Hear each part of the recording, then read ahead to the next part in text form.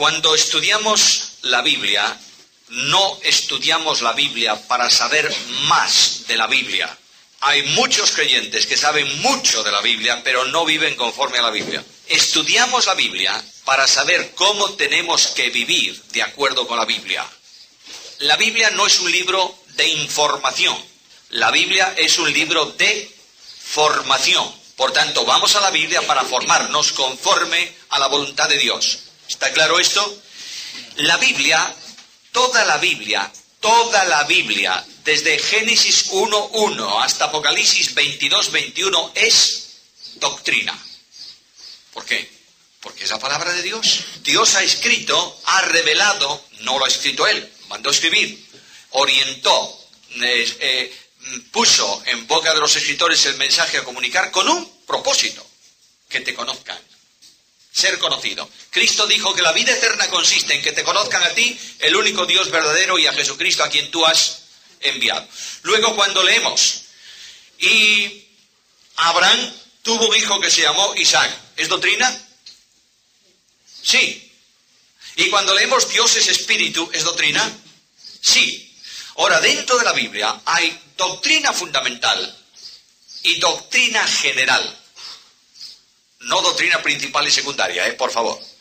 No hay una sola palabra en la Biblia que no sea principal. ¿Por qué? Porque es palabra de Dios. Pero hay doctrina fundamental.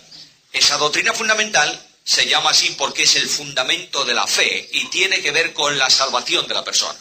Por ejemplo, una doctrina fundamental es que Cristo es Dios. Si yo no creo que Cristo es Dios, no tengo salvación.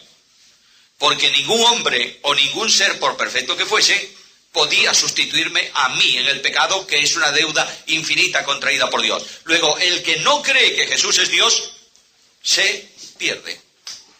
De ahí que los testigos de Jehová no tienen salvación si niegan la deidad de Cristo. ¿Entendemos esto? ¿Eso es doctrina fundamental? Es doctrina fundamental. Dentro de las doctrinas bíblicas, luego hay doctrina general. Oye, las genealogías son doctrina general. Si yo no creo que la genealogía de Mateo es la genealogía de José y la genealogía de Lucas es la de María, ¿qué pasa? Pues no pasa nada. Simplemente discreparé, que debe ser en armonía con otros. Uno de los grandes problemas que tenemos los creyentes evangélicos, especialmente los de las asambleas de hermanos con H mayúscula, es que nuestra doctrina es única y exclusiva, nadie como nosotros.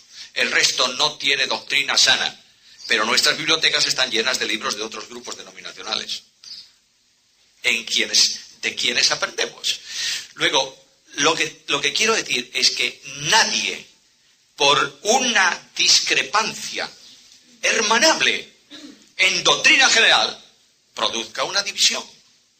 ¿Me entendéis esto? Porque quien produce una división por doctrina general está quebrantando una doctrina fundamental. Solícitos en guardar la unidad del espíritu, ¿cómo? En el vínculo de la paz. Tengamos claro esto. Otra cosa que quiero deciros, y es una introducción necesaria, otra cosa que quiero deciros es que dentro de la doctrina bíblica hay doctrina, hay ordenanzas y hay señales. ¿Cuál es la distinción entre unas y otras? La doctrina es revelación de Dios en relación con su conocimiento.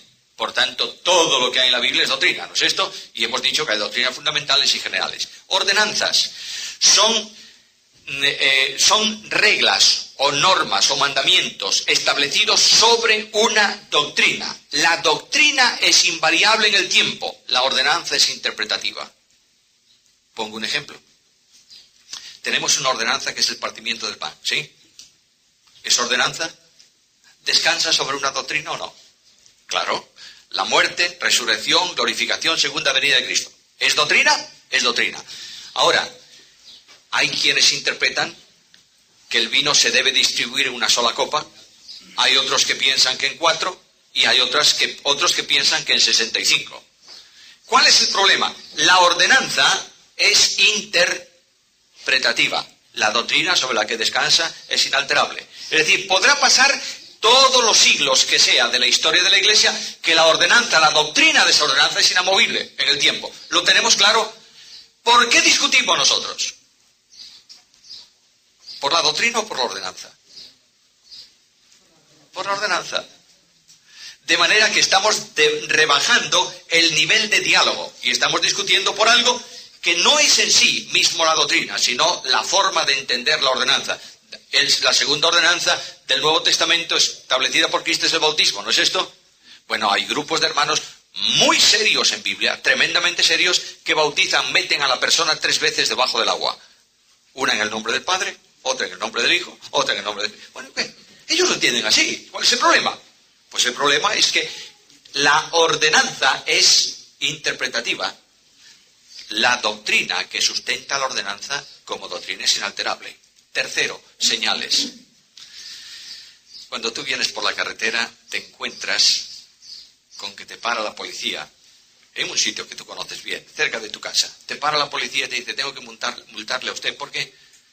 Porque iba a 70 cuando hay una señal de 50. Tú dices, no, si ayer había una de 60. Sí, pero la cambiaron esta noche y pusieron una de 50. ¿La necesidad de la señal es permanente?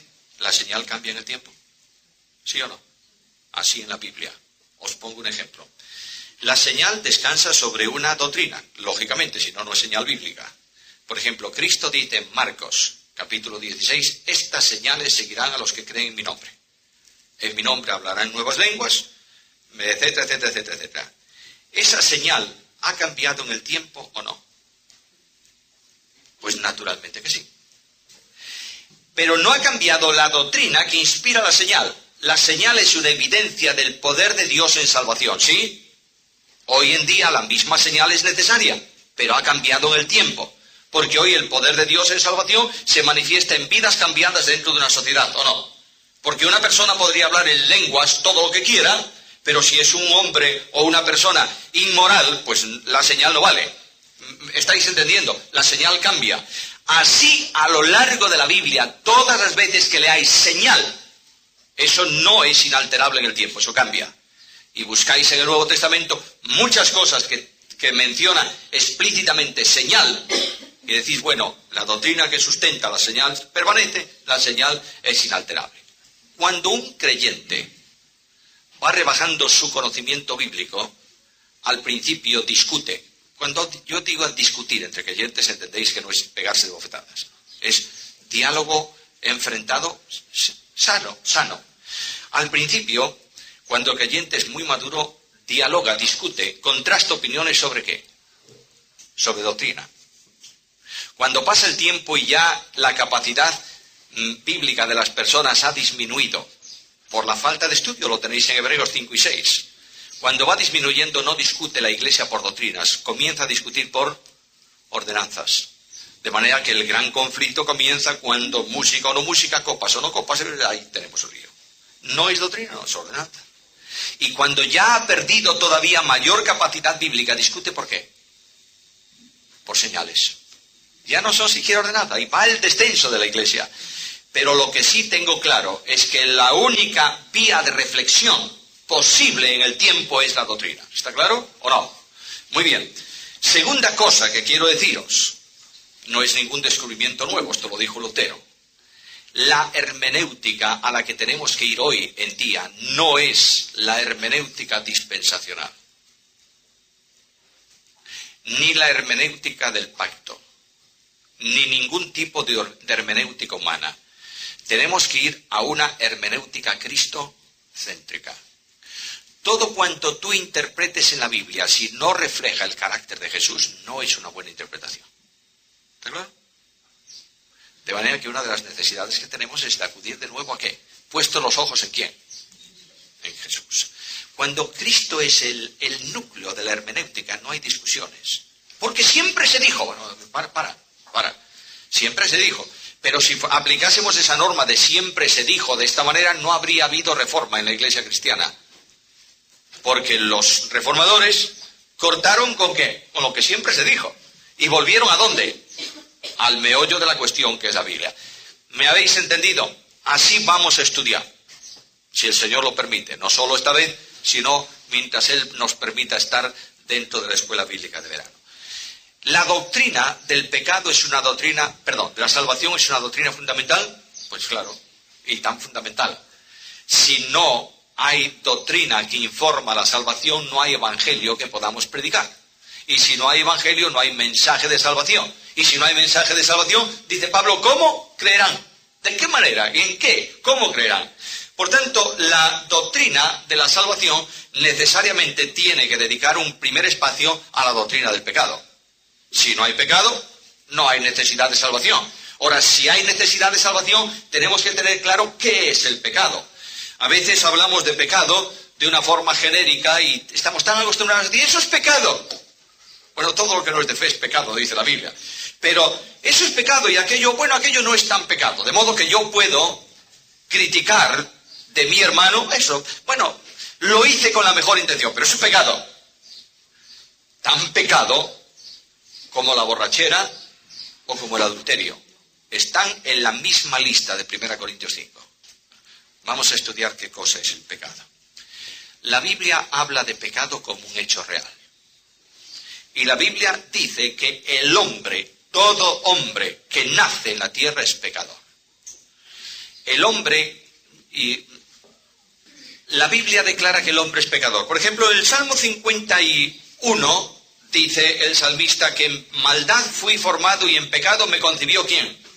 Mi madre. Luego hay una herencia genética que hace que yo sea como soy, porque mi padre y mi madre eran como eran físicamente, y hay una herencia espiritual.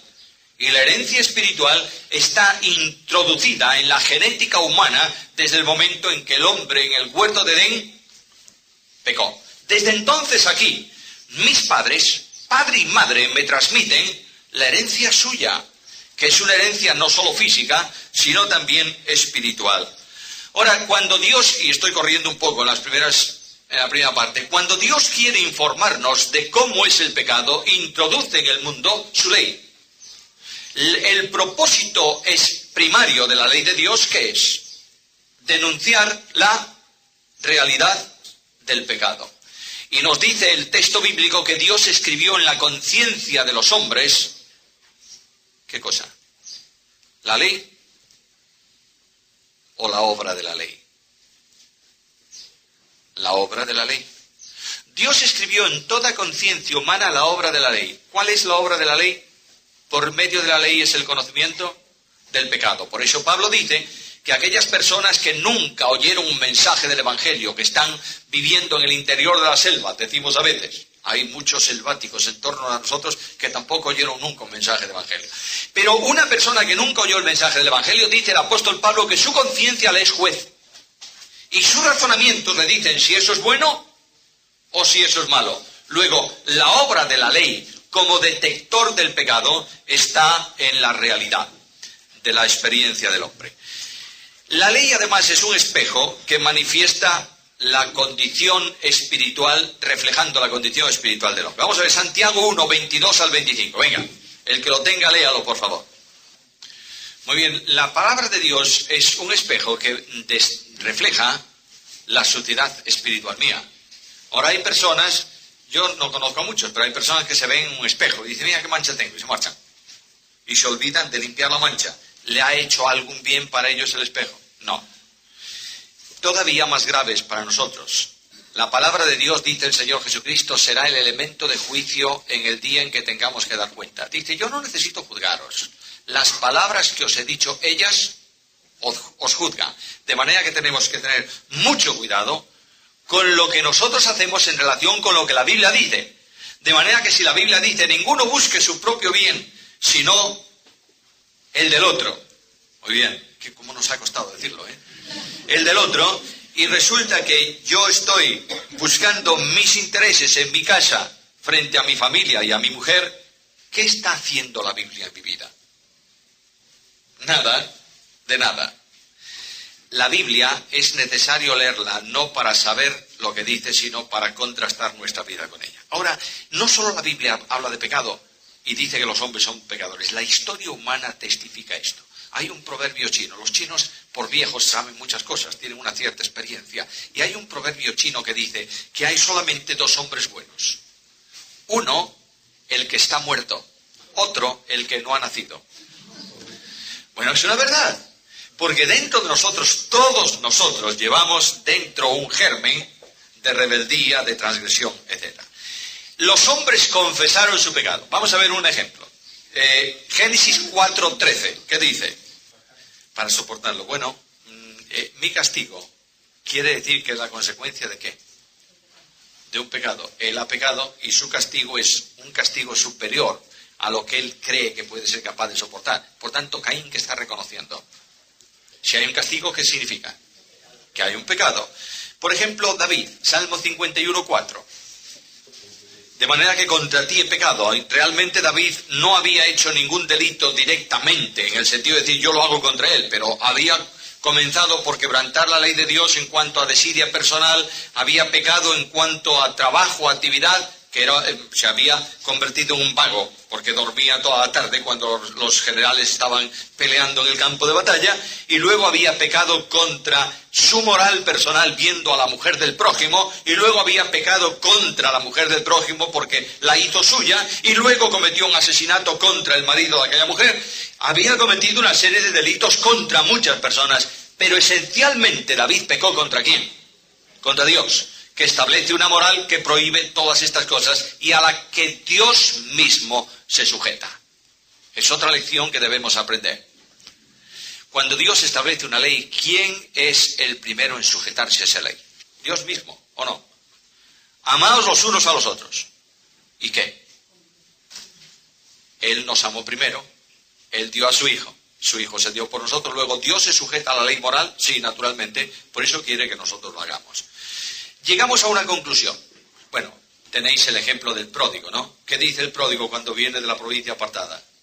Padre, he pecado contra el cielo y contra ti. Por tanto, el reconocimiento personal de pecado está en todas las personas. Mira, no hay nadie en la tierra que no diga de vez en cuando qué barbaridad hice hoy. Incluso los monstruos más grandes aceptan o admiten que eso no es conforme a los principios de vida. Ahora, si el pecado está en todos los hombres y Dios creó al hombre bueno, ¿lo creó bueno o medio bueno? Perfecto. Cuando Dios vio la creación entre la que estaba el hombre, ¿qué dijo? Vio Dios lo que había hecho y aquí que era bueno, ¿cómo? En gran manera. Luego, si era bueno en gran manera, de pronto esa persona se deteriora. ¿Por qué? Por el pecado. ¿Quién le indujo el pecado? Satanás. Estudiamos un año, un curso aquí, estudiamos la doctrina de Satanás, ¿os acordáis? Y claro, la pregunta que surge inmediatamente, ¿y cómo?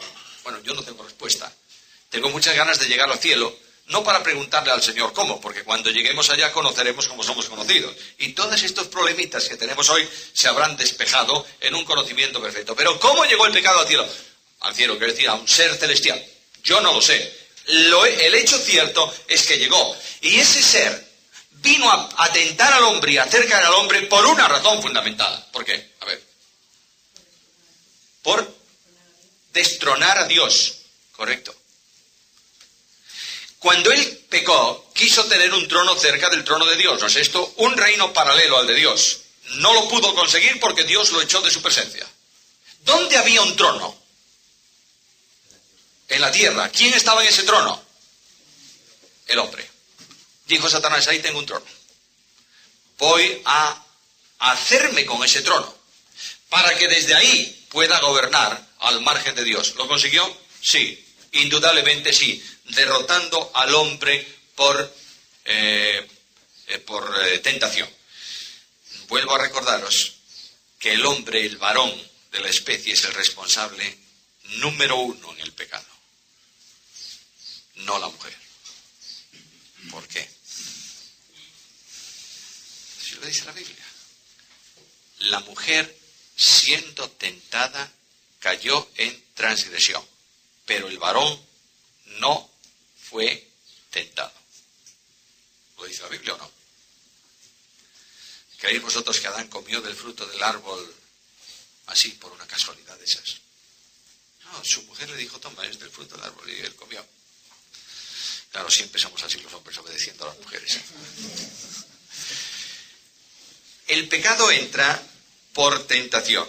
Y el que introduce el pecado en la esfera de los hombres es Satanás. Ahora, una vez que ha introducido el problema, no está siempre encima del problema. Nosotros solemos echar la culpa de todo ¿a quién? A los demonios, ¿sabéis? Que el demonio me tentó. Y Santiago dice, no le eches tantas culpas al demonio. Muchas veces no está haciéndolo.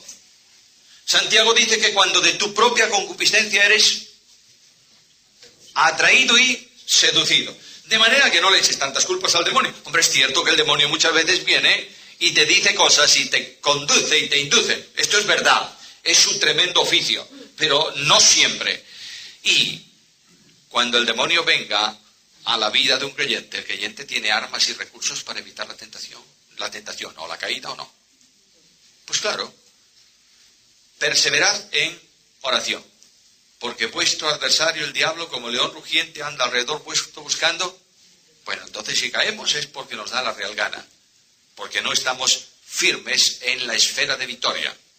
Satanás para el creyente es un león amarrado con una cadena.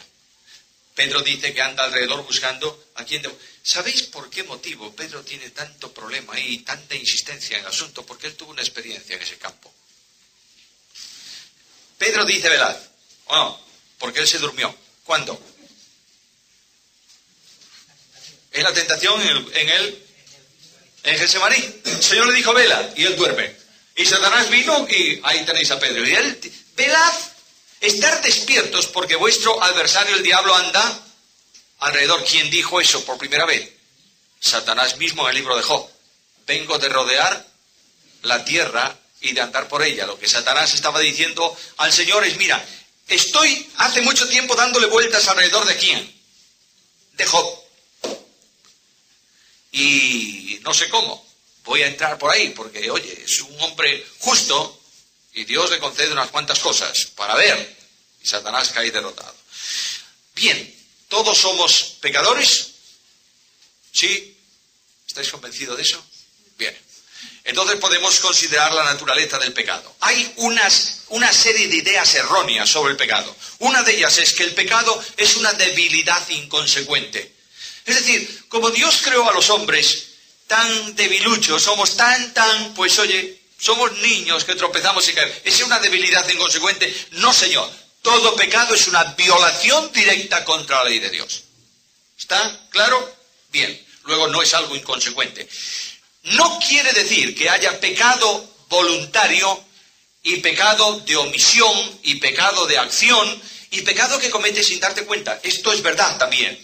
Pero el pecado no es algo... una debilidad. Es decir, a donde quiero llegar es que el pecado no es algo de debilidad que, oye, pobrecito, bueno, vamos a darle unas vitaminas espirituales para que sea más fuerte. El pecado no es ese asunto. El pecado tampoco es una enfermedad pasajera. ¿Sabéis que esta teoría se está desarrollando a la luz de Isaías 53? ¿Qué dice? Ciertamente llevó él nuestras enfermedades. Luego, el pecado es una enfermedad. La solución a la enfermedad es buscar un elemento que cure esa enfermedad. El pecado es una enfermedad mortal. Lleva a muerte de todas, porque la paga del pecado, ¿qué es?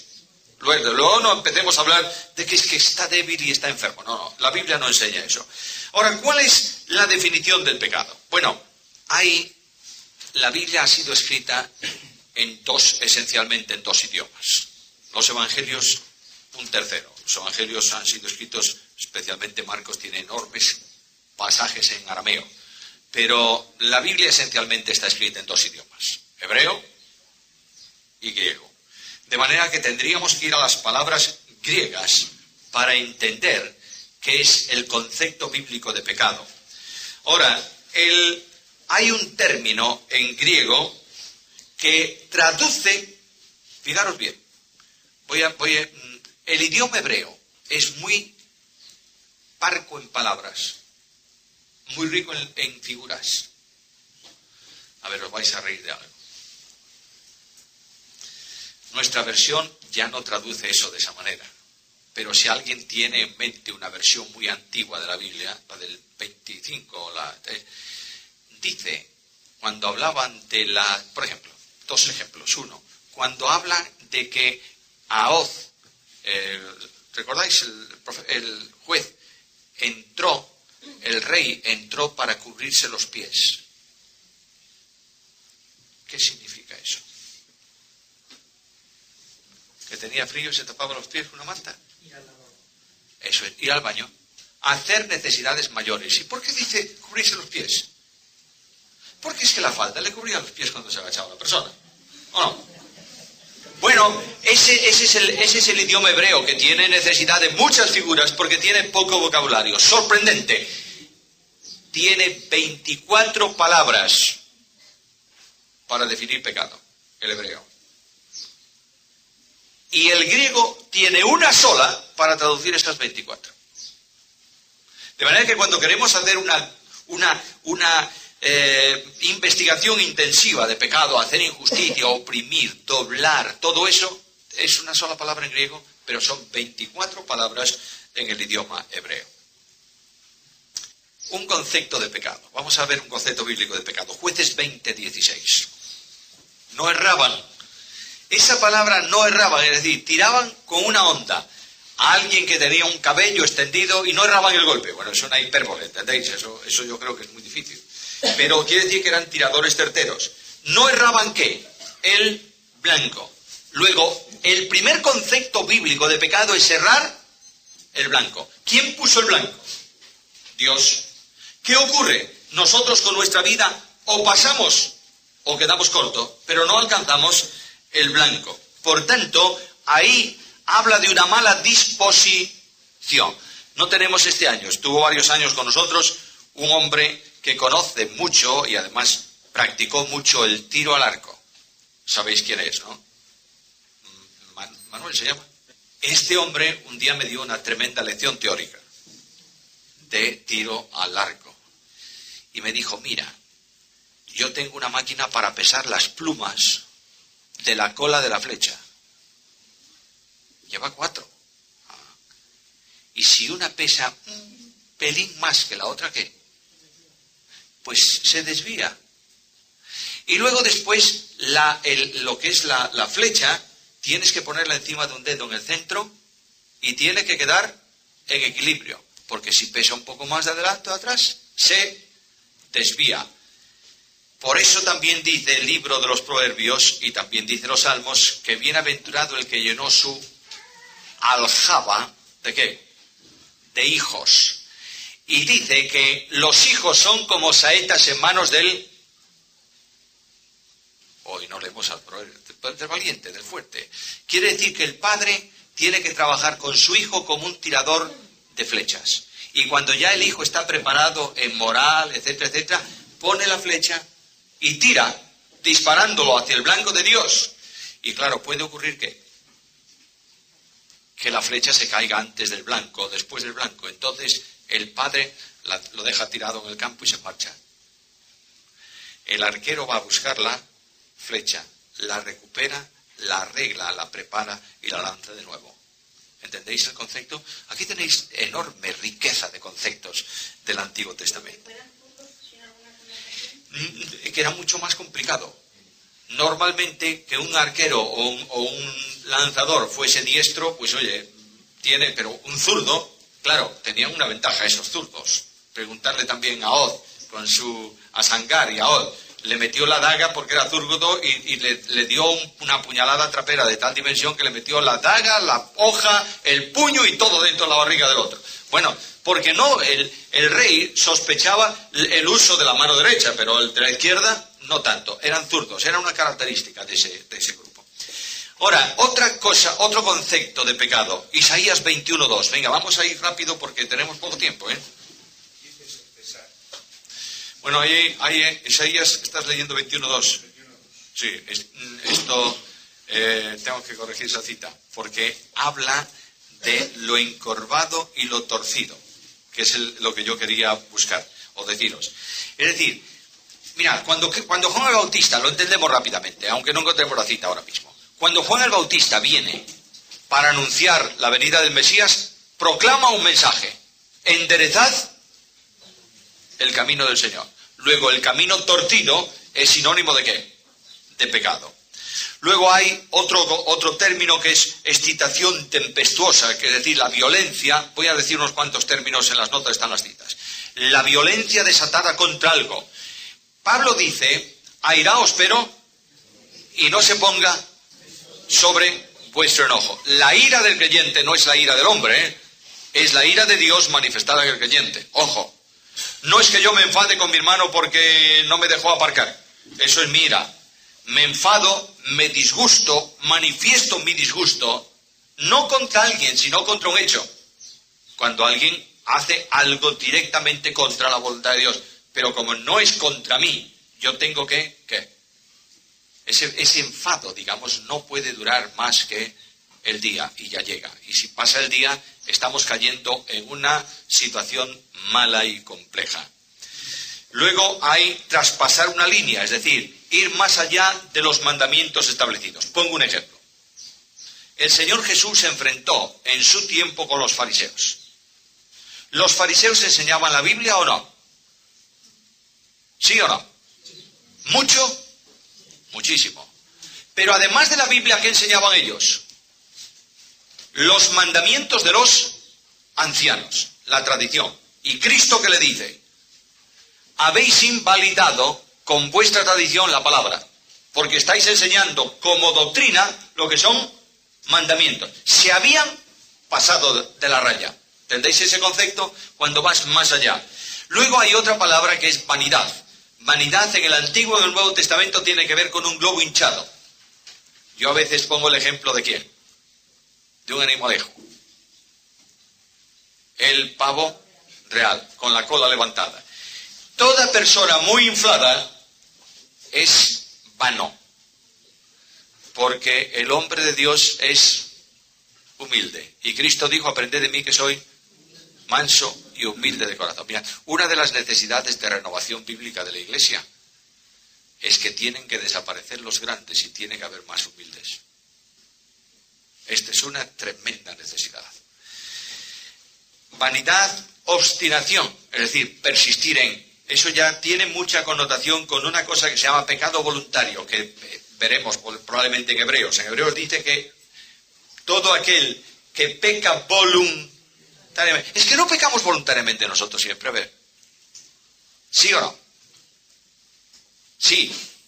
Pero una cosa es que nosotros pequemos con nuestra voluntad, porque indudablemente nuestra voluntad es la que mueve nuestras acciones. ¿Ah? Otra cosa es que nosotros pequemos con el puño extendido contra Dios. Busco en la Biblia un mandamiento. Dice, amad a tu prójimo. Yo dice, porque tú dices amar a tu prójimo, mira, yo mato a uno. Eso es pecado voluntario, ¿entendéis? De orgullo, de arrogancia. Luego hay otras palabras que indican falta, transgresión, pagar, aborrecer, ser un miserable. Todo eso son 24 grandes conceptos que hay en el Antiguo Testamento que tienen que ver con pecado. Notáis la riqueza que hay en el Antiguo Testamento para enseñarnos lo que es pecado. Ahora, en el Nuevo Testamento hay esencialmente una palabra. No tengo la pizarra, pero es igual. Vosotros lo habéis oído un montón de veces. Hamartía. Esa palabra significa pecado. Siempre se traduce como pecado, como error, etcétera, etcétera, en el Nuevo Testamento. El primer concepto de esa palabra es errar el blanco. Y el apóstol Pablo lo utiliza muchísimas veces de esa manera. Por ejemplo, Romanos 5:21. Muy bien, ese pecado ahí, esa palabra ahí, traducida por pecado, simplemente en nuestra Biblia significa o está como errar en blanco. De manera que, como nosotros hemos cerrado el blanco de Dios, ese pecado se va a manifestar en una sentencia visible, que es, la paga del pecado es la muerte. Cuando Pablo utiliza esa palabra, esto la está usando casi siempre en alguna acción que exige una petición de perdón. Es decir, yo cometo una falta contra alguien y ¿qué dice? El mismo Señor lo dijo. Si tú vas al altar de Dios y te acuerdas que tienes algo contra tu hermano o no, que tu hermano tiene algo contra ti, que es muy distinto. Yo a veces tengo muchas cosas contra mis hermanos. El problema es que un hermano tenga algo contra mí. Entonces, si tú tienes algo, resuelve la situación pidiendo perdón. ¿Está claro? Ahora, me salto todo eso de los tiempos de Cristo y entro en la palabra en los tiempos de Pablo. Pablo dice que esa transgresión, ese errar el blanco, origina algo, y esto es muy importante. Toda persona que quebranta la voluntad de Dios se sitúa debajo de la ira de Dios. Por ejemplo, Efesios capítulo 2, versículos 1 al 3. ¿Qué dice ahí? A ver, Efesios 2, 1 al 3. Venga. Viviendo el pecado, por tanto, heredamos ira. Fiesta permanentemente contra cualquier acto de pecado de creyente o de incrédulo. Nosotros tenemos la protección de la sangre de Cristo, ¿no es esto? Dios en Cristo nos perdonó ¿cuántos pecados? Todos. Por tanto, no hay ninguna condenación. Y la ira que debía descender sobre mí por mi pecado, ¿cayó sobre quién? Sobre Cristo, ¿está claro? Y esa obra de Cristo es el gran paraguas protector de la ira de Dios que se manifiesta permanentemente contra el pecado, incluyendo el mío, ¿no es esto? Estoy debajo del paraguas de la justicia de Dios imputada por la obra de Jesucristo, y como cuando voy debajo de un paraguas y llueve, no me mojo porque el agua cae encima del paraguas, yo estoy debajo, pero si peco voluntariamente, lo que yo hago es salirme ¿de qué? Del paraguas de protección. Y entonces dice que la ira de Dios cae sobre el creyente también, ¿o no?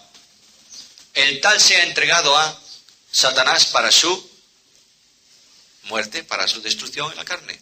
Y Juan dice que hay pecado que lleva a muerte, por el cual yo no digo que se ore. Luego, cuando tú pecas voluntariamente, dice la carta a los hebreos, lo único que debes esperar es hervor de fuego que ha de destruir ¿a quién? A los adversarios. Y Pablo dice que eso es una bendición enorme para el creyente a fin de que no sea condenado con el...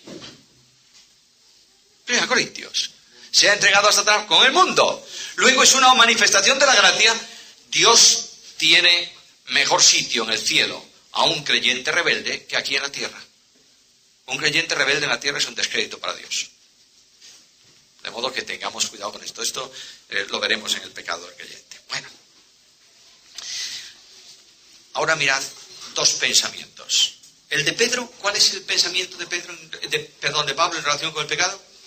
Rebeldía, oposición, levantamiento contra la ley, rotura de una norma. Esto es el concepto genérico que Pablo dice del pecado, ¿no es esto? ¿Cuál es el concepto que Juan tiene de la misma palabra? Es distinto. No opuesto, diferente. Hay dos visiones, la de Pablo que nos da un aspecto y la de Juan que nos da otro. Juan es un hombre que ve todas las cosas, absolutamente todas las cosas de la vida y de sus escritos a través de algo fundamental. La obra de Cristo como Cordero de Dios que quita el pecado.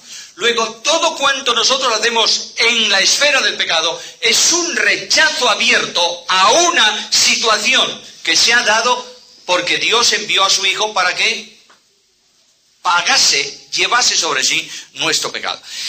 Juan es un hombre que sintió un enorme impacto cuando recibió de Juan el Bautizador el calificativo de Cristo. Este es el Cordero de Dios.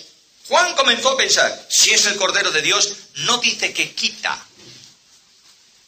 He aquí el Cordero de Dios que lleva o que quita. A ver, que quita. En el Antiguo Testamento el Cordero del sacrificio llevaba el pecado, ¿o no? Claro. Simbólicamente llevaba sobre sí el pecado, moría el Cordero, pero el pecado no era quitado. Pero Cristo no solamente lo lleva, lo quita. Es decir, santifica al creyente, lo separa al creyente del poder del pecado. ¿Entendéis esto? No, Padre. Para Juan, pecado es rechazar a Jesús. Oídlo bien, por favor. El pecado para Juan es rechazar a Jesús. De manera que cuando se habla de condenación, se habla de rechazo. El que cree en el Hijo tiene vida, pero el que rehúsa, rechaza creer, no verá la vida. Notáis, Juan descubrió algo en su vida. ¿Juan era un hombre conocedor de la Biblia o no? A ver, pregunto, ¿era un religioso de su tiempo o no? Tremendo. Tanto es así que era un seguidor de Juan el Bautizador. Por tanto, era un hombre comprometido con la religión. Pero Juan descubrió que la religión es una porquería que conduce al hombre al infierno si está desposeída de la comunión con Cristo. Juan descubrió que vida cristiana no es asunto de religión, es asunto de comunión. De manera que cuando Juan escribe su carta primera, ¿qué dice? Hemos sido llamados a la comunión. Luego, para Juan, salvación, ¿qué es? Comunión con su Hijo. ¿Qué es comunión entre creyentes para Juan? Nuestra comunión es verdaderamente con el Padre y con su Hijo. ¿Notáis lo que descubre Juan? Juan descubre algo y dice, Señor mío, yo he estado durante años oprimido por la religión y descubro la libertad en Cristo, que es comunión. Por tanto, si yo soy libre y peco y me esclavizco, estoy despreciando y rechazando a ¿quién? Al que me libra, que es Cristo. Hermanos jóvenes, por favor, notad esto.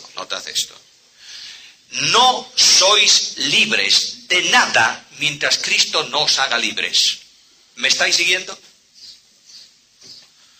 Cuando decimos no améis al mundo ni qué más, ¿cuáles son las cosas? Pues ir a ver el Barça con el Madrid. ¿Esas son las cosas del mundo? No, que va, hombre, que va. Cosa del mundo también puede ser venir con chaqueta, corbata y camisa de primera comunión al culto de la mañana en odio contra un hermano. Eso también es del mundo. Lo que quiero deciros con esto es que los problemas de esclavitud, el yo, el mundo y la carne no son posibles de ser liberados por religión. ¿Está claro o no? Yo no puedo hacer nada contra mi yo. ¿Cómo? ¿Qué voy a hacer yo? Si soy yo. ¿Cómo voy a matarme yo? No puedo. El yo está ahí. Pero con Cristo estoy juntamente y ya no vive el yo. Por eso Cristo dijo, si el Hijo os liberte. ¿Cuándo el Hijo os liberte? Luego, para que mi yo no funcione, ¿qué tiene que ser? ¿Tengo que tener la experiencia de vida con Cristo o no? ¿Cuándo? Siempre. Y en el momento en que yo dejo de tener experiencia vital con Cristo, soy un esclavo del yo. ¿Lo notáis? ¿Y con la carne qué? Yo no cometo grandes pecados de carne, ¿eh? Bueno, por lo menos no me lo veis. Pero puedo tener celos y levantar pleitos y generar iras y manifestar discordias y promover contiendas. ¿Puedo o no puedo? Y a veces bajo el artículo de la santidad y de la defensa de la doctrina. Dios nos libre de tal pecado. Pero lo que quiero deciros con eso es que la única forma de liberar mi carne es por medio de la obra de Cristo, ¿o no? Luego llego al final a una conclusión que es la de Juan. ¡Oh, qué fantástico Juan! Juan era un sectario, ¿o no lo recordáis? Ahí en Marcos capítulo 9 dice... Además eran únicos esos discípulos, paréntesis, porque quiero que veáis el Evangelio. Es fantástico el Evangelio. El relato bíblico es colosal. Ahí Cristo les dice, mira, el Hijo del Hombre va a morir, va a ser entregado en manos de pecadores, tal, y va a resucitar. ¿Qué es esto de resucitar? No le preguntemos porque mira que Pedro poquito tiempo antes le dijo, no ocurra esto, y le llamó Satanás, silencio. De esto ni palabra. Pero, mientras Cristo dice eso, ellos van por el camino discutiendo sobre qué. ¿Quién es el mayor? Buenos individuos estos, ¿eh? Y además dos quieren ser el primero y el segundo ministro. Y piden a su madre, mira, intercede, porque no vemos muy claro esto de que Jesús no sienta a su derecho de izquierda. Estos eran los discípulos, ¿eh? Y cuando está en Cristo diciéndoles, vamos a ir a Jerusalén, voy a morir, etcétera, etcétera, etcétera, etcétera, de pronto Juan, el bueno de Juan. Vamos a cambiar de tema, Señor. Deja, eso no. Vamos a cambiar de tema, ¿sabes? Hemos visto por ahí a uno que echaba demonios en tu nombre y se lo prohibimos. ¿Por qué? ¿Por qué?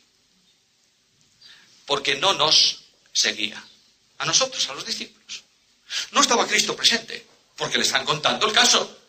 Luego, como no nos seguía a nosotros, le dijimos, si no nos sigues a nosotros, no puedes hablar en el nombre de Cristo. Oh, tremenda cuestión. Esa es una especie a extinguir, pero lleva 2 siglos sin extinguirse. 2 siglos no. ¿Cuánto? 20 siglos. Sin extinguirse. Si no es como yo, no merece la pena que viva. Fuera. Bueno, estoy exagerando. Yo soy muy hiperbólico, porque quiero que queden claros los conceptos. ¿Pasa eso en el mundo evangélico o no? Y Cristo le dijo, no solo eso, sino que el que no es contra nosotros, ¿qué? Luego, comprensión, por favor. Aprende de una vez por todas que tienes que comprender a quienes no piensan como tú. ¿Es difícil entender esto o no? Bueno, es difícil practicarlo, porque yo soy yo. Y claro, el bueno de Juan había tenido otro problemita antes con Jesús. Ay, qué viaje a Jerusalén más difícil, Señor. Vamos a ver, ahí hay una ciudad samaritana, vamos a entrar por ahí a ver si podemos dormir. Y cuando llegan a la ciudad de samaritanos, ¿qué hacen los samaritanos? Los ponen pies en polvorosa afuera. Y Juan viene muy tranquilito, ¿verdad? Tenía un espíritu manso, Juan. Es el discípulo del amor. Viene a Jesús y le dice, ¿qué te parece? ¿Qué te parece si mandamos que descienda fuego del cielo como Elías y los quemen? Pero Juan, ¿por qué no te dejan dormir? ¿Quieres quemarlos? Pero hombre, Juan, ¿dónde andas? ¿No sabéis de qué espíritu sois? Bueno, si pudiéramos mandar fuego del cielo que cayese sobre alguno, lo mandaríamos. Lo que entiende Juan, finalmente lo que entiende Juan es que la vida cristiana se reduce a una sola cosa, comunión ¿con quién? Con Cristo. Y todo cuanto sea oposición a eso es pecado. ¿Está claro? ¿O no está claro? Si lo tenemos claro, lo que pasa es que no lo practicamos demasiado. Pero esta es nuestra responsabilidad. Ahora, la transgresión de la ley también es pecado para Juan, ¿o no? ¿Por qué? Porque Cristo se sujetó a la ley. Juan lo oyó muchas veces, ¿eh? Y Juan oyó que cuando alguien le preguntó a Jesús, ¿es lícito pagar tributo? ¿Qué dijo Jesús? Dad al César lo que es de César y a Dios lo que es de Dios. Se sujetó a la ley. Y cuando Cristo comenzó a enseñar, mirad, el ministerio de Cristo al principio causa un impacto colosal. ¿Por qué? Porque la gente estaba con un ojo mirando a la ley escrita y con otro ojo mirando a la ley cumplida, que era la de los fariseos. Luego hay que imitar a los fariseos. ¿Cómo se entiende el mandamiento? ¿Cómo lo interpretan los fariseos? Y de pronto Cristo vino y agarró el árbol de los fariseos. ¿Y qué hizo? Lo sacudió. Entonces se produce un caos. Si éste enseña algo contrario a lo que nos han enseñado, quiere decir que seguramente él va a cambiar la ley. ¿Y Cristo qué dijo? No he venido a abrogar, sino a cumplir. ¿La cumplió? Sí. Por tanto, para Juan, si Jesús es ejemplo de cumplimiento, todo cuanto sea contrario a la ley de Dios, a la enseñanza de Dios, eso es pecado. ¿Sí? Voy a poneros un ejemplo. Yo quiero empezar desde el principio tocando las fibras personales. En esto conocerán todos que sois mis discípulos, si tuvieseis la misma doctrina los unos y los otros. ¿Dice eso Jesús? ¿Qué dice Jesús? Si os amáis los unos a los otros. Alguien dice, yo no puedo tener comunión con este porque, oye, no piensa en doctrina como yo. Bueno, no te olvides que esa es tu opinión sobre doctrina. Pero tienes un mandamiento de Dios. Quebrantarlo es pecado. Solícitos en guardar la unidad del Espíritu como en el vínculo de la paz. Por tanto, aquí tenéis el concepto de Pedro y el concepto de Pablo y de Juan. Muy bien, ya sabemos mucho de pecado, ¿no es esto? 3 minutos. Resultados del pecado. En la creación, ¿qué pasó? Dice Pablo en la carta a los romanos que toda la creación fue sujeta ¿a qué? A maldición. Y dice que toda la creación gime esperando la redención de los hijos de Luz. La idea es muy interesante. Dice que la creación toda gime con dolores de parto. Aquí hay muchas mamás, ellas podrían explicarlo. Yo no sé nada de eso, porque nunca he tenido un hijo de esa forma, claro, se entiende, sería el Guinness. Pero lo que dicen es que cuando una mujer está embarazada y tiene su hijo dentro de sí, ella sabe que un día se van a producir dolores de parto. Y cuando comienzan esos dolores, ¿qué pasa? ¿Qué es lo que sabe la madre? ¿Cuál es el recurso psicológico que tiene la mujer para aguantar ese dolor? ¿Cuál? Va a salir el niño, va a nacer el niño, voy a ver al niño. Y cuando venga ese niño y ese niño sea alumbrado, ¿qué va a ocurrir? Los dolores se acaban. ¿Los creyentes simbólicamente han sido introducidos dentro de la tierra o no? ¿Dónde están los cuerpos de los creyentes? En la tierra, simbólicamente. Y de pronto, la tierra está con dolores de parto porque ella sabe, es una figura retórica del lenguaje de Pablo, sabe que van a salir. Y cuando estos hijos de luz salgan en la resurrección de los muertos en Cristo, ¿qué va a ocurrir con la tierra? ¿Se va a cumplir Isaías 9 y Isaías 11? ¿O no? No harán daño en mi santo monte, el león comerá hierba como el buey, el niño jugará con el áspid. Por tanto, habrá una renovación de toda la creación, que de momento está gimiendo. Y al final de todos los tiempos, cuando todo el rebaño de Dios, la iglesia y los creyentes a lo largo de la historia estén en cielos nuevos y nueva tierra, la creación de Dios dejará definitivamente de gemir, porque habrá terminado en su entorno el pecado. ¿Tenemos claro eso? Luego, ¿el pecado afectó la creación? Sí, Dios la sujetó en maldición por causa de nosotros, para hacerlo también en esperanza. Y en cuanto al hombre, el pecado produce algo serio, lo que se llama técnicamente la depravación espiritual.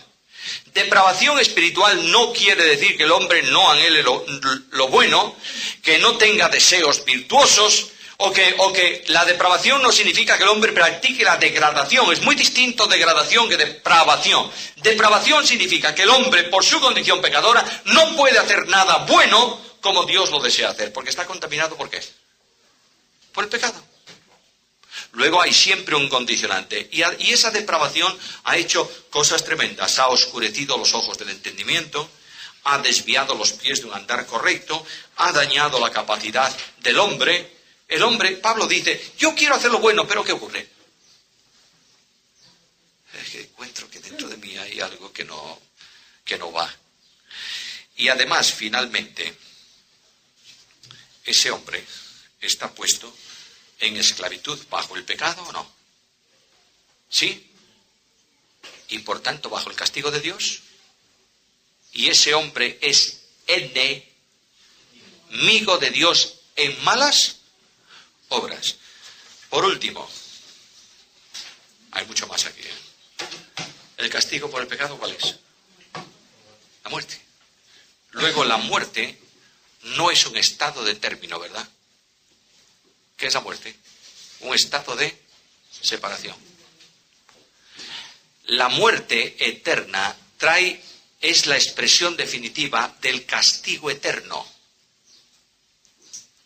En el castigo por el pecado eterno hay grados distintos, No todos van a tener el mismo sufrimiento. Eso sería injusto por parte de Dios. Dijo Cristo que en el día del juicio será más soportable el castigo de unos que de otros. ¿No es esto?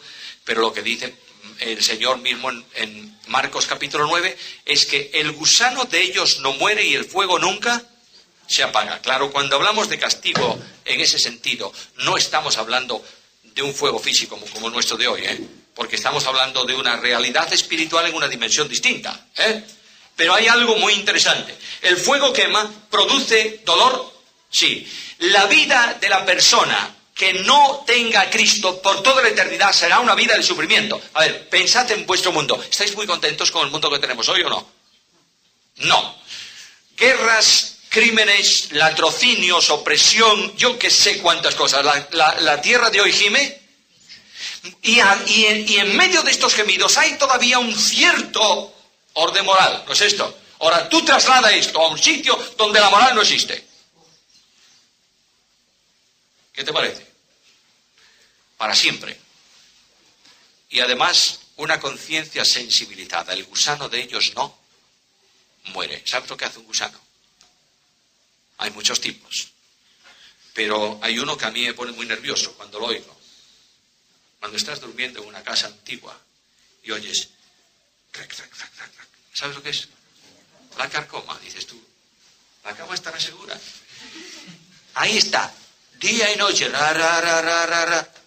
Lo que pasa es que la carcoma termina. Cuando ya el mueble está carcomido, ¿qué hay que hacer con él? Tirarlo. Y con el mueble va la carcoma. Esa carcoma no termina nunca. Una conciencia remordiendo día y noche. Además, yo creo que ahí nadie duerme.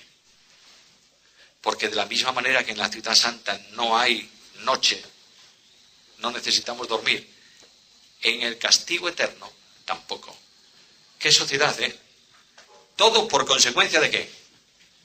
Del pecado. Mas gracias a Dios que somos triunfantes en Cristo Jesús.